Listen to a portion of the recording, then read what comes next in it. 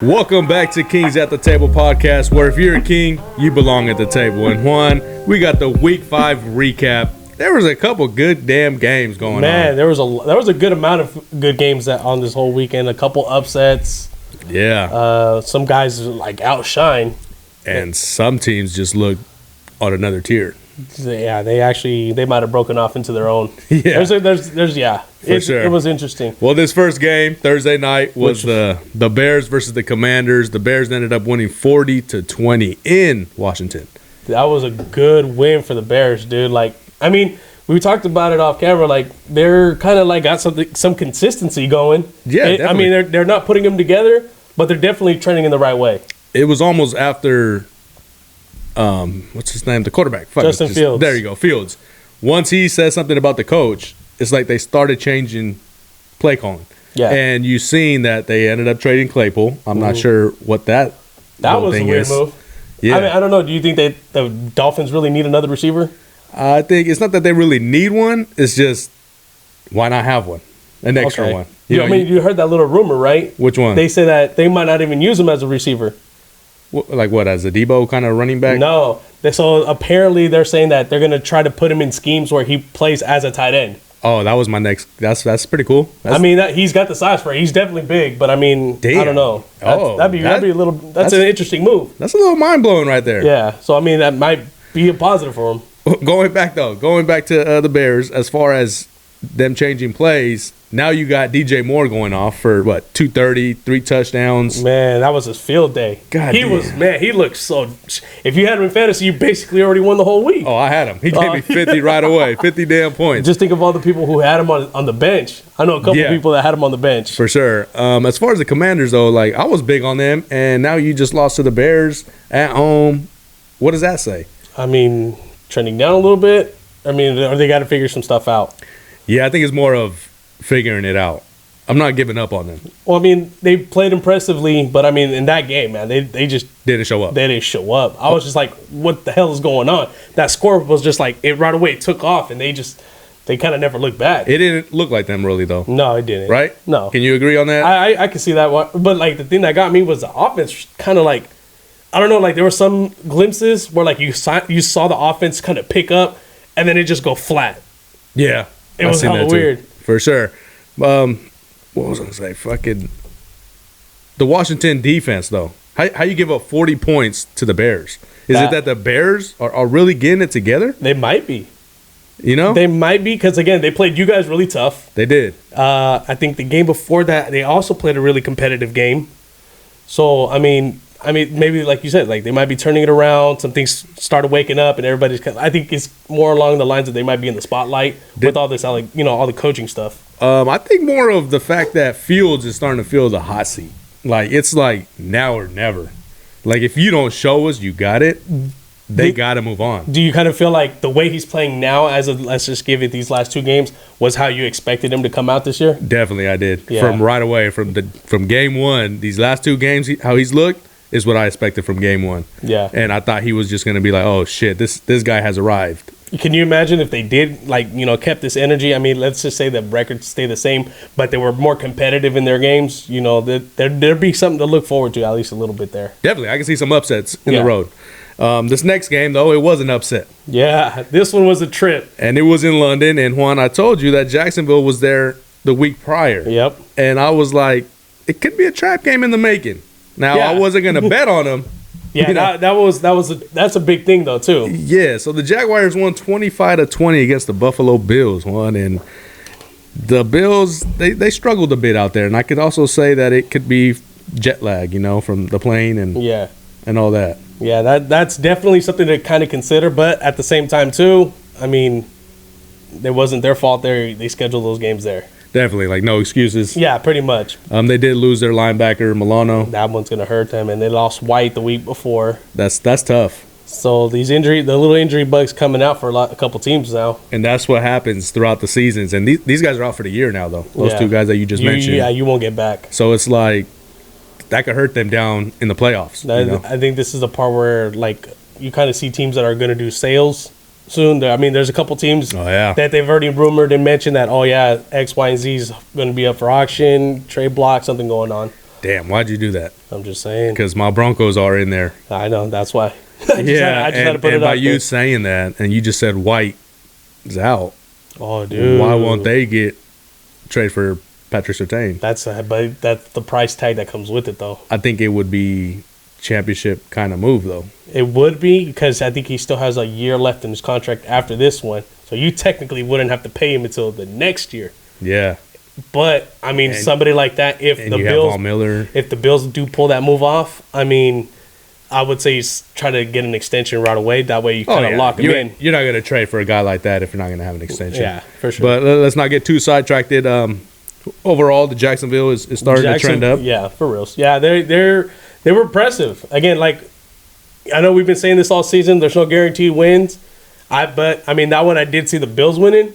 But hey, you know what? It ain't guaranteed. One thing though, Trevor Lawrence, he was starting to bug me. As far as I have him in fantasy, right? Okay. And this guy wasn't putting up any points at all, and I drafted him as my starting quarterback. So that was bold.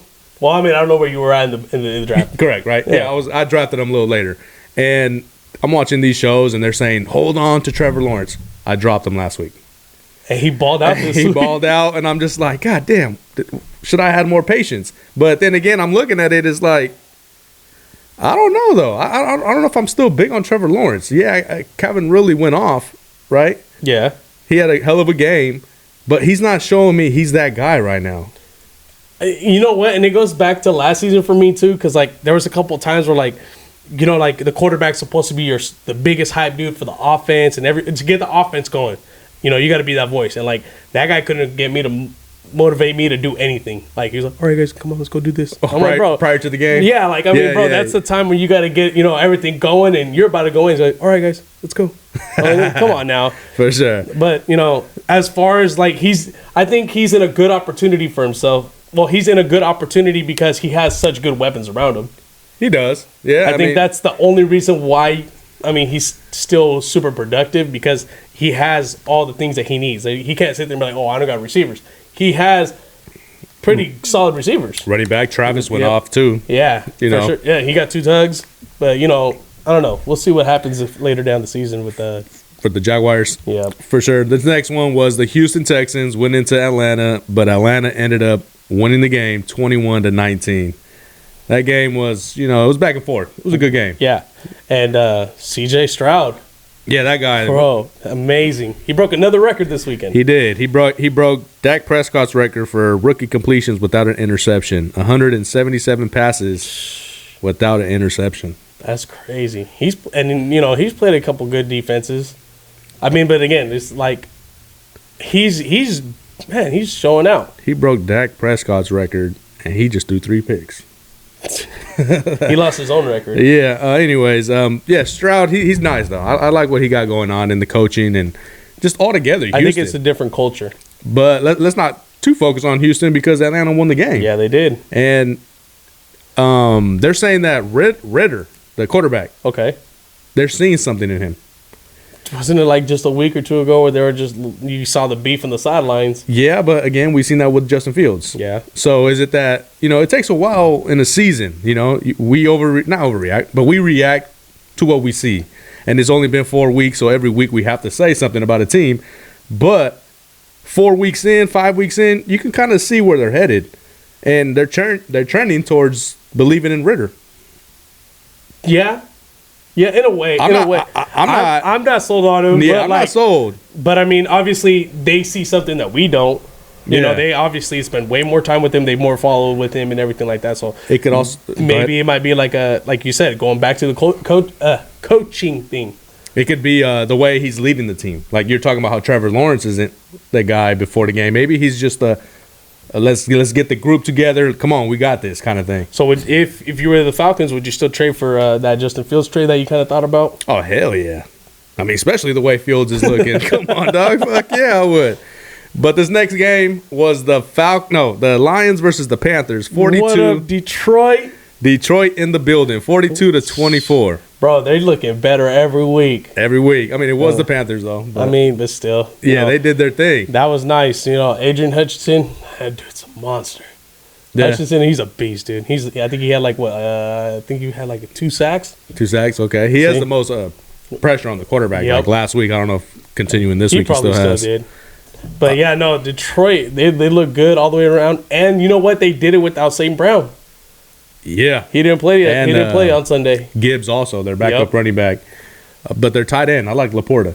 Oh my God, he was wide open. Did you see That play? that play? It was crazy because the 49ers ran that same exact play. I guess so. Kittle was on Pat McAfee show today, and they asked him about the play, and they were like, "All right, so you obviously know that was the same play," and he's like, "Oh, I know," and he's like, "Guys are trying to say that we took that play." He's like, "We had that play since last year, week 8." So they've been practicing that play this whole time, and the Lions did it, a couple hours before they did? Right before? That's a trip. That's hella funny. So It's like Bring It On with the cheerleaders. Yeah. So then Pat McAfee was like, what does that say about the Lions coach, the coordinator? Is he trending up towards like Being a Kyle Shanahan. Yeah. And I was like, that was pretty cool though, because the way they're putting up points. They're scoring. Yeah. They can score. The Lions can score. And they're wide open plays though. Yeah. That's called designing plays. That's a hella good scheme. Either that offensive coordinator knows his shit on defense, like planning and doing the right schemes. Because again, like the Lions have been putting the points like almost every week. Yeah. So they definitely got some good offensive scheming going over there. I know there's a lot of teams that could use that kind of offensive scheme. For sure. Oh, it's man. like the Tennessee Titans, man. 16-23. They lost to the Colts. Yeah, speaking of offense, the Titans, they just can't really get it together. Dude, we're going back to that Derrick Henry thing because how many yards he put up? 43. 43. Like I really need to catch a good game with the Titans playing because I want to know what's really going on. Because I mean, Henry I think only had like one good game so far this year. I think that was like last week. It's their defense that's keeping them in games. Definitely, probably. Hopkins went off though. Oh snap! He had 8 receptions, 140 yards. That's nice. That's a great game. You know. So if Henry were to pick it up, maybe they could be something. What do you think it might be going back to their offense? Like maybe they want to pass more now. Well, they did throw 34 passes. Okay. So that's kind of like pass heavy. How many rushing attempts did Henry? He only had 13. That's not even that many. Yeah, especially unless he's doing the split loads. Yeah, maybe they're just trying to try something different early in the year. Yeah. Maybe they might trend back to giving the ball back to Henry. Especially if they keep losing games like that, like real close ones, and especially how they played against a division game. You really need to get every division game you can get, especially in their division. That division is pretty tough. Yeah. They're all in between a game. Yep. So you don't know who's going to win that division as of now. The Colts, though, they lost their quarterback. Anthony Richardson hurt again. I think it was a 3rd grade AC joint sprain, I think it was, and he'll be out for longer than a month. A month? Is that more of them trying to take care of him? I hope that's what they're going for because they invested that much in the future, especially with the quarterback like him. He's shown that he could play. He's balled out. Every single chance he's had to play on that field, dude, he's been playing hella good. Luckily, they have Gardner Minshew behind him. So, I mean, at least that gives you kind of some stability because he did play that one game. Crazy to say, though. Like, That's luckily they got Minshew. Like, what? Minshew? Like, yeah, Minshew's playing good. Yeah. He's playing like how Baker Mayfield's looking in the Bucks. Yeah, for real. Like, we give up on these guys early in their careers. And then they go ball somewhere else. Yeah, it's more of a fit. Yeah. Minshew looks good. Yeah, so, I mean, good thing they have him in the back pocket. But don't tell me. Nah. Is it the running back? Zach Moss, man. Man, yeah. Too fast. Let's get into that one. As far as Jonathan Taylor. Jonathan Taylor. So I mean, how do you see this situation kind of going? Yeah, so Zach Moss had 23 carries, 165 yards, and 2 touchdowns against a great defense in the Titans. Not great, but they're pretty damn good. Yeah. They got a solid up front. And you just paid Jonathan Taylor. Got a good contract. Finally, a running back got paid. So your question was earlier, as far as does that set the running backs back? Yeah. I'm not thinking that way, though. But you're going to have to rebuttal because you had a different point. Yeah. I'm saying more of the fact that this guy got paid. He officially got paid, and that's a great vision for running backs that say, all right, this is what he had. There's a chance. Yeah, there's a chance, and it's like, all right, since if he's better than me or if I'm better, I can say I get paid more. Yeah. Does that make sense? He set the bar. Set the standard. Yeah, there you go, the standard. Now, why do you feel like it could potentially set them back? Let's say, man, I don't want to say it like that, but if he gets hurt, okay, you're going back to Zach Moss. Zach Moss has been doing pretty good this time while Jonathan Taylor's been out. Yes. Obviously, they have a winning record. They're moving the ball really good on offense. And like you read off just a second ago, he had a monster game this last Sunday. So now you're going to bring Jonathan Taylor back. You're going to obviously shift the workload over to Jonathan Taylor. You would think. Yeah, you would for sure think. Especially after you paid this guy. I mean, boom, make the money worth it. So how would that affect it if, let's say, he doesn't perform like how he was before? Let's say he just falls off. Okay, I hear that part, which makes a lot of sense, which I even feel like they're probably going to be a run by committee. Like they're going to split carries. Yeah. So I think it's a good and a bad thing because that could set him back. Let's say Jonathan Taylor doesn't produce like how he was before. Yes. He got his paycheck and now he's just sitting back on it. So now Zach Moss is like, well, I'm over here balling out. I'm still continuing my production, and I ain't even going to get paid. No, yeah, I understand that. But at the same time, the contracts weren't being made for running backs this offseason. No. It's done. 3 years, he got a deal. So that's like a huge step in running backs. I hear what you're saying as far as like productivity. Like if he doesn't show that. Committee. And in the run committee, we should do that. But at the same time, he set a standard. Yeah.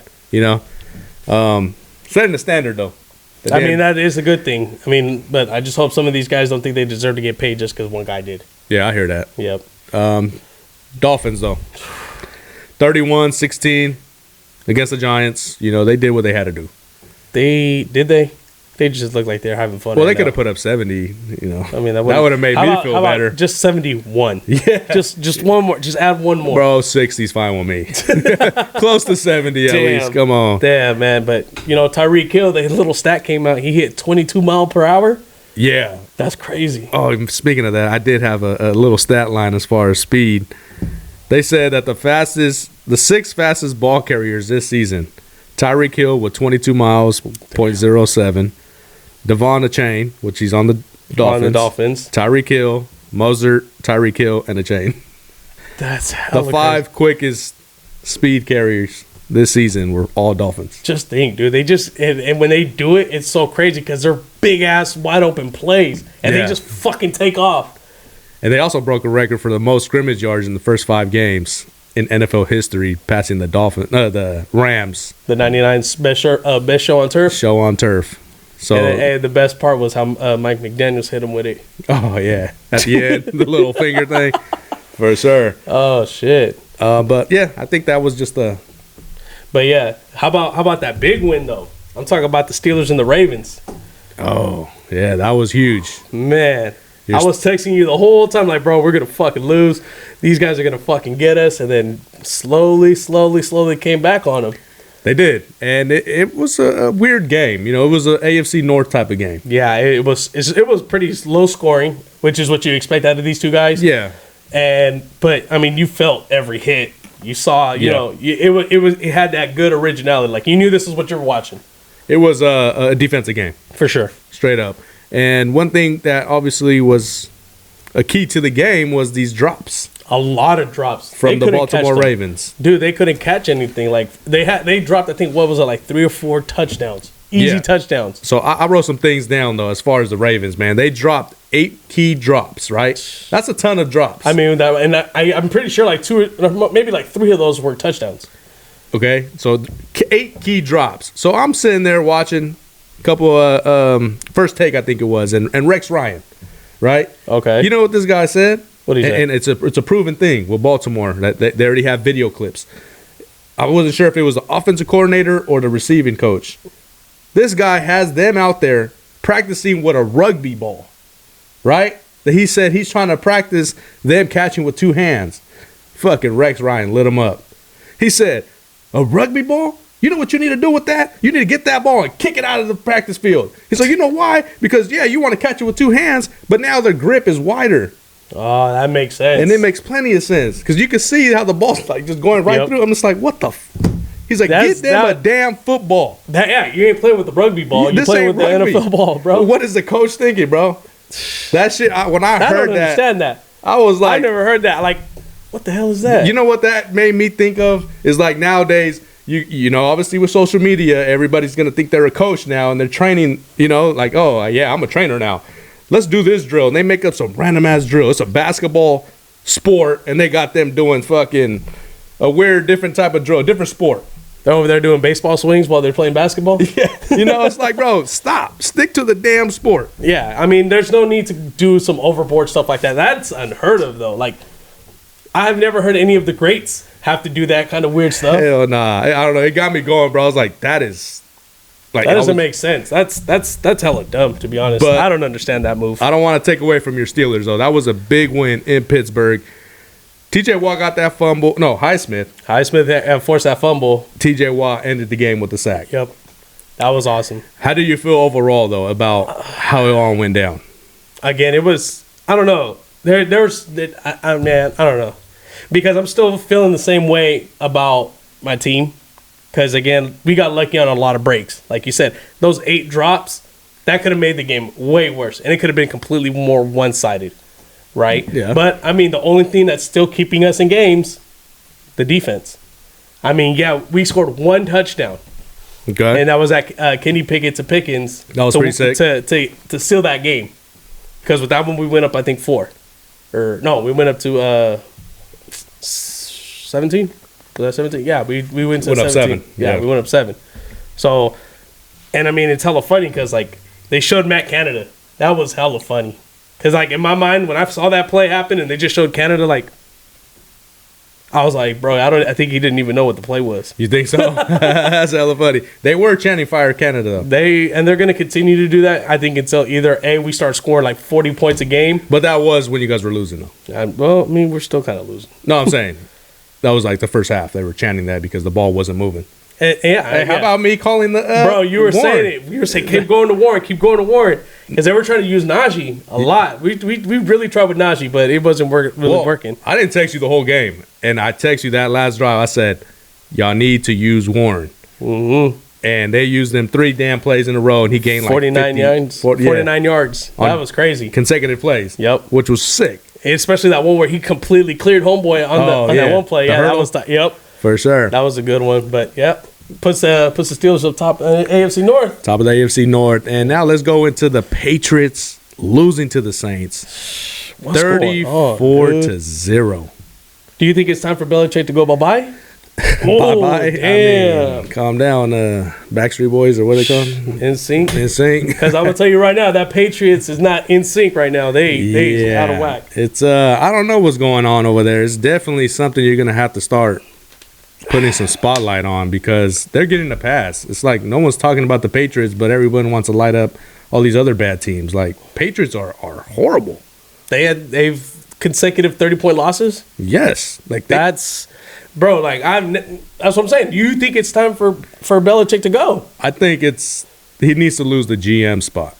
He's both. He's hella Popovich right now.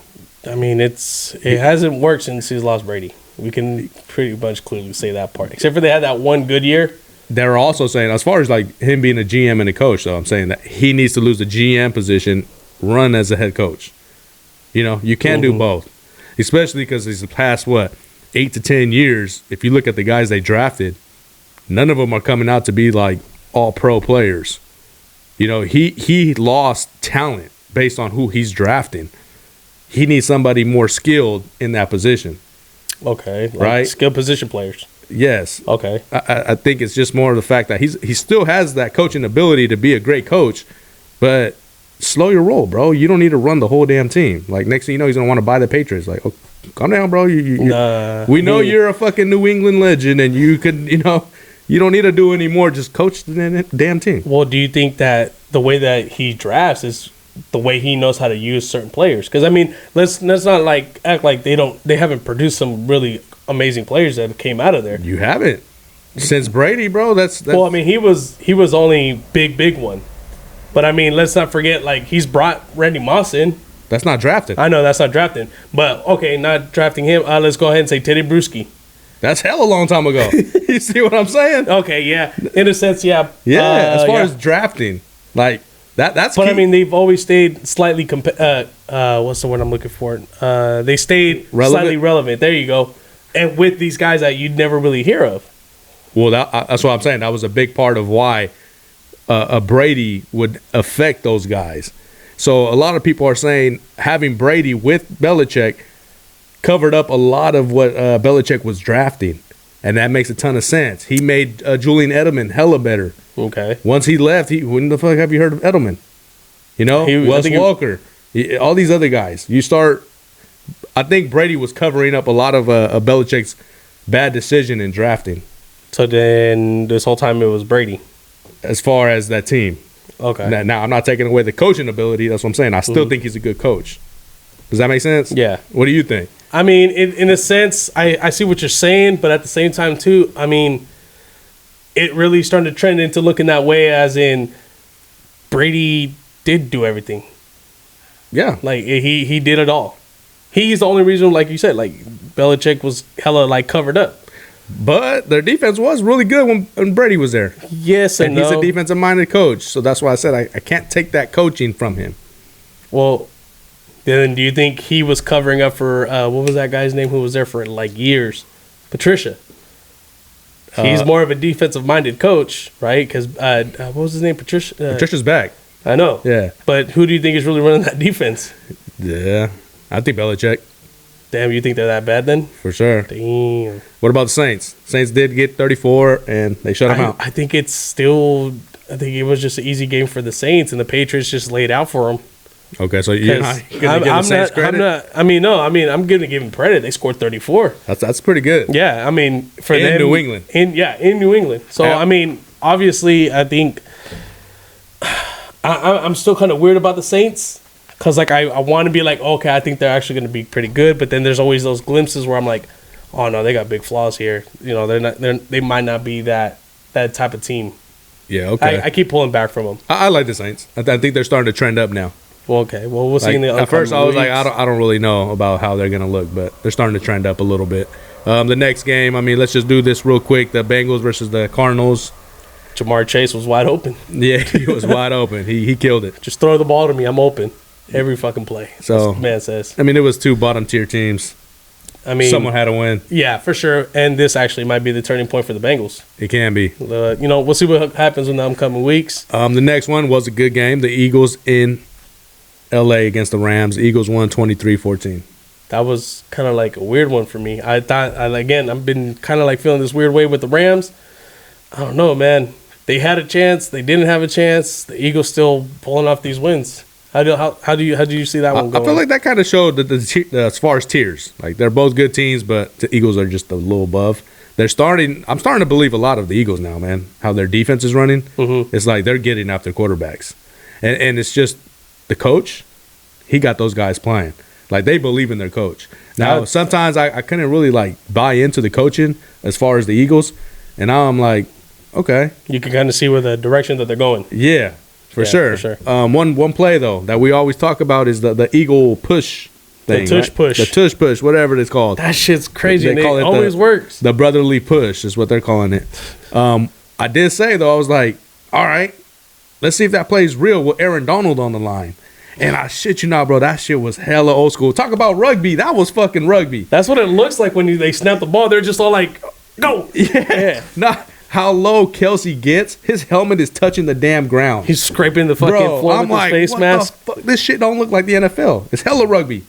And it works. And he gets them every time. I give Kelsey the credit all the time. On those plays, that's all Kelsey. Yeah, well, he has to set the move. Fucking foundation. Yeah. And he's going against Aaron Donald. So that's why I was like, all right, let's see if this shit works. And it worked every time. And they think they ran it twice. That's wild. That's a cheating ass play. Is it? I think so. Do you think any team can do it? Yeah, I know. That's the part. That's the part. Can any team do that? If every team could do it, okay. Or if every team has the possibility, or every team has the ability to do it, it just depends on how good you can do it. That's a good way to look at it. It can be cheating if not everyone can do it. Exactly. Right? Just because you can't do it, yeah, doesn't mean it's cheating. Straight up, Kelsey and Hurts got something going on there. There you go. Get low. But yeah, so then we go to Denver. My Broncos lost to the Jets 31-21. But you said that score doesn't really kind of show what really happened in that game. Again, it sucks that every damn week right now I have to explain how we're losing. It's all the press conference. It is hella press conference, but I could definitely tell you how we lost, bro. We were going down. We were driving. We looked good. It was a good game. It was. And, yeah, it's the Jets, but, hey, we got to win. We have to win. Mm-hmm. And we would get down to the red zone, and for some reason, we couldn't punch it in. Again, it's not knocking the Jets' defense because their defense in the red zone is pretty tough to get the ball in. But no excuses. You got to get a touchdown. You know, that points per possession ain't looking too good now, and for sure, it's starting to slow down, and it was more of us not being able to punch it in. Like, how close did you guys get? Like on a couple of those drives, like were you like on the goal line, like 5-yard line? That's 5 yards, bro, right there. Punch it in. Yeah, we just couldn't punch it in. It was. You know what? If you guys knew how to do the tush push, you guys might be able to get in for sure. Some type of push. God damn it. Yes, sir. The Chiefs went into Minnesota and won 27-20. Man, what's up with these Chiefs, dude? Like, I understand they win, they got wins and stuff like that, but I still don't feel like they're like that team, like elite status, how we're used to seeing them. Chiefs? Yeah, like the Vikings hung with them. Yeah. You know what I mean? And we have the Vikings on our bottom tier, but they put up a good fight. I mean, they lost 27 to 20, but at the same time, too, like, that should have been something where, like, I think the Chiefs should have like just handled it, and it would have been easy for them. One thing about the Chiefs, though, I'm not gonna say I don't see them being that team, because last year I was saying that a lot. Mm-hmm. Like, I was saying they have a great team, but I just don't see it them winning it all, and they ended up winning it. I just feel like they're coasting. Like, they know that it's a long season. Like, we don't need to go all out. We don't need to have that dominant game that. Like, they don't need to score 40 a game? Yeah, 70. I don't know. I just can't say that they're not that team. Does that make sense? It does in a sense. But, like, you know what? They're almost doing the same thing like the Eagles in my eyes. In a way. Like, the Eagles are just, they're just winning. Coasting. Yeah, they're just hella winning games. They're on a road trip. It doesn't matter, like you said, they're not dominating, because this time last year we were talking about how dominant the Eagles and the Chiefs were. Yeah. But now we're just kind of like, okay, under the radar. Chiefs win, Eagles win, kind of thing. Yep. And under the radar is not what these two teams were. It was nope. This was supposed to be the main event of the weekend. Yeah, that was the Cowboys versus the Niners, 42-10. Why are you here? What are you doing, man? Like, God damn it, you're supposed to have a good game. I was so hyped for this game. I was ready for this, and I was like, oh, man. I cleared my whole schedule off for the night. I'm fucking going to watch this game. It's going to be awesome. That game was fucking over before halftime. Straight up. It's like, I don't, there's a ton of questions after that game. Now, you got the Cowboys, right? You lose Diggs. The defense is supposed to be mentioned with, like, the top defenses of all time throughout these past 4 weeks. And now you're going against a great offense, but you couldn't slow them down. What did they do? That's the question. What did the Dallas defense do? Now, how the hell do you just keep Parsons going against Trent Williams? You're talking about a future Hall of Famer, solidified Hall of Famer. Trent Williams is he got owned. He got owned. How do you not put him on the other side, though? You would think they would. Like, if the Cowboys were smart, they should have put Van Der Esch on that side and then fucking move Michael Parsons on the other one. Yeah, like what? Something. You can move defensive players around. Yeah. It's not like an offensive lineman that, he's a tackle. He's only going to be a tackle. He ain't going to be a guard. No, the defense, all those defensive guys can play anything. It just was mind-blowing to me. Like, all right, I get it. Like, Trent Williams won that battle. Wave the flag, the white flag. Move him to the damn other side. Exactly. But you're going against a Hall of Famer. None of the adjustments were made. It wasn't. And fucking Prescott, dude. Trash Scott? They're calling him Trash Scott. I'm not going to go there. Damn. But 3 interceptions. I think 2 of them were like back-to-back. Yeah. It was a trip. Because I was like, fucking guy, he threw a pick. And then I turned around and went to the kitchen, came back. I was like, okay, Dallas has the ball again. After the Niners scored an easy tug. And then I look. Boom, another interception. Like, bro, throw it to your guy. Straight up. Fred Warner. He had a fucking monster game, dude. MVP of the night. Definitely. But, I mean, Kittle had his 3 tugs, too. Kittle had 3 touchdowns. Did you see the little message that he put out? Which one? The fuck Dallas? Yep. Yeah, I've seen a lot of people doing that. That's crazy. One thing real quick, though, as far as the Niners, right? You're playing the top. You thought there was a top tier team. You thought. Yeah. Yeah, we thought. We thought. And dominate them. Does that set them on their own tier right now? Damn, bro. That game between the Eagles and the Niners that are coming up in here in a few weeks. If things keep going like this, I'm really interested to see how that game's going to pan out. Oh yeah, everybody is. It's I know, no, because two undefeated, great juggernaut teams. For sure. But what's the difference between them right now? The Niners are just fucking dominating anybody that they're playing. Well, yeah. And then the Eagles are just kind of like we said, they're just coasting. Yeah. So, are the Eagles like saving the battery for that big game? Okay, I can see that. Because can you imagine? I'm just saying. If the Eagles just blow the Niners out, and they make them look bad. Let's just say hypothetically speaking, or vice versa. Yeah, vice versa. Well, I mean, but going back to how we said, if I were to tell you, oh yeah, the Niners beat the Eagles. Like if you didn't watch none of football yesterday, let's just say they played on Sunday, right? You didn't watch the game, okay? And I told you the Niners beat the Eagles, okay? You could kind of expect that, right? Yeah. Okay, but if I told you that the Eagles beat the Niners, I could expect that too. Can you? Hell Especially right now how they both look. Fuck yeah, I can. No. You can't. I can see the Eagles beat the Niners. What, coasting? It doesn't matter. The coasting is because of the teams they're playing. But when you go against a top tier team, I could have seen the Cowboys beat the Niners. So how could I not see the Eagles beat them? I don't know. That was just a little bit harder for me to see. I'm saying prior to the game, we were both saying if the Cowboys beat the Niners, we could see that. Yeah. So why can't I see the Eagles do it? Because I don't know, maybe because the Eagles haven't had any impressive wins yet. But the defense has been solid, and the tush push has been working. Yeah, for sure. So I mean, but they do got AJ Brown and Devontae Smith, Swift. They got weapons. They have the weapons, but it's like they just haven't let them go. Yeah. So one thing, my boy from work, shout out to Larry. He was saying, okay, as far as the Niners, right? It's crazy how it's all working. And one thing he's saying is how Eagles ain't getting affected. How they're all as one. And he said you can't point out a player on the Niners and be like, oh yeah, that guy just thinks he's running the team. It's like they're all with it. They're all one.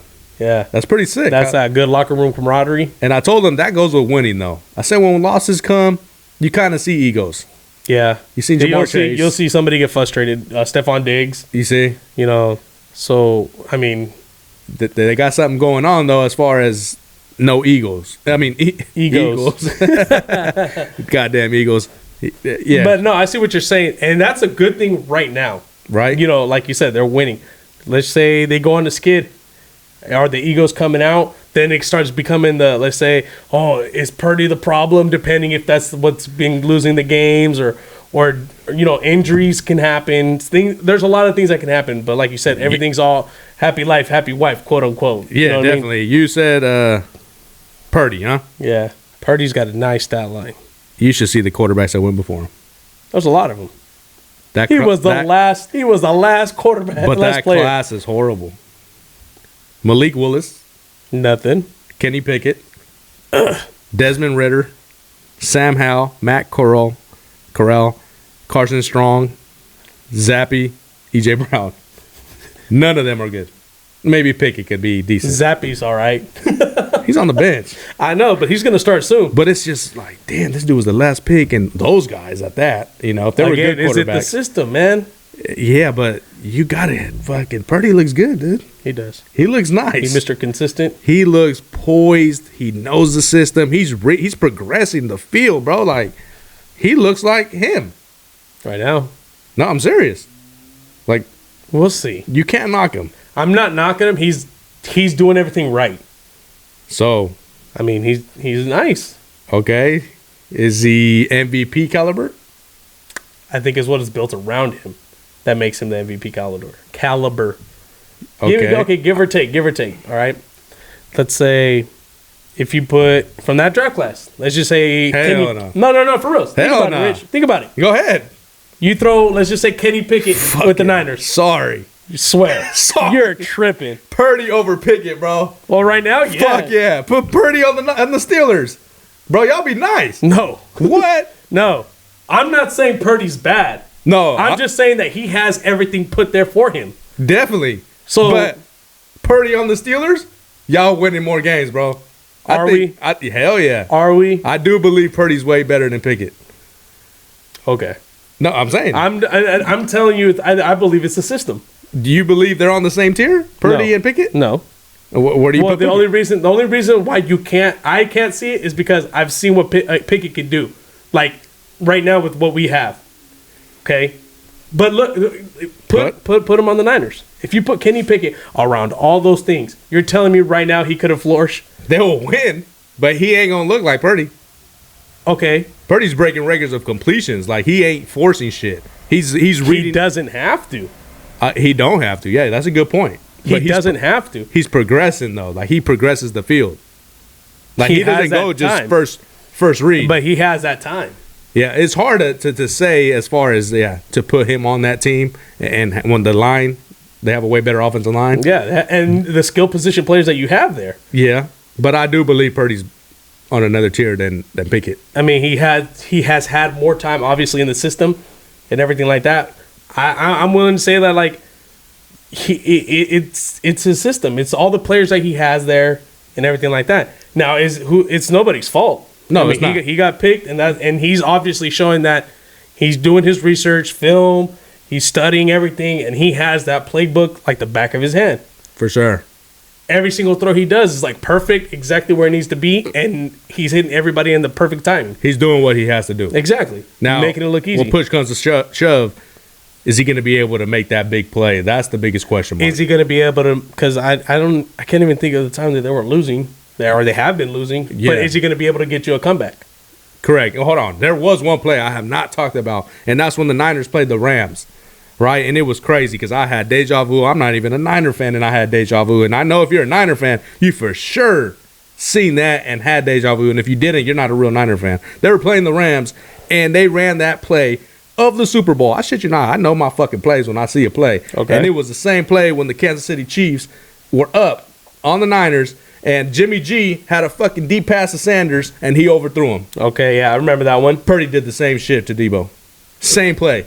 And I was like, oh, that's a flag right there, bro. Can't hit the deep balls? That's a red flag, man. But, I mean, he did throw a nice deep ball to Brandon Ayuk. What was that, last week, I think it was?